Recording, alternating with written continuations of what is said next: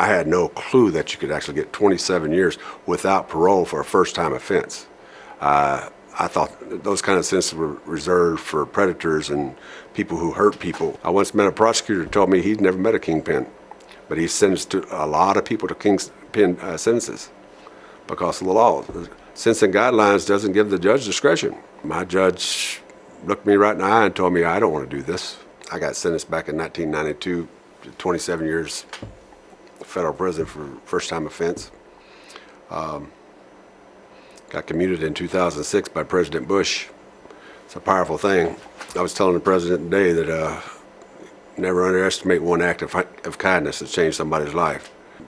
Today, when he told us the news that he commuted to 61 people, I had tears flowing down my eyes because I know what the conversation they were having today. They were having one. They were getting told by their lawyer or whoever that they were going home, and I know that feeling that rushed through them because I experienced it myself.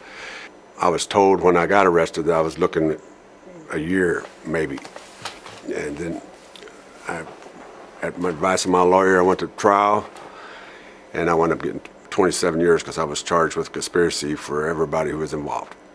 Commutations definitely change people's lives. They need hope. People that are in prison, there's some people doing life in prison without parole for marijuana. And it says right on their paperwork, outdate death. I think it was a little easier for me because I had the support at home. I had a wife and daughter that was waiting on me. I had a wife that stuck with me through thick and thin. We've been married 40 years this year. It was still tough. Filling out an application for a job. I know there's a lot of talk now about ban the box, but when you're filling out and they're asking questions, have you been in trouble in the last 5 years? Have you been fired from a job in the last 5 years? Well, I put on no because I was in prison.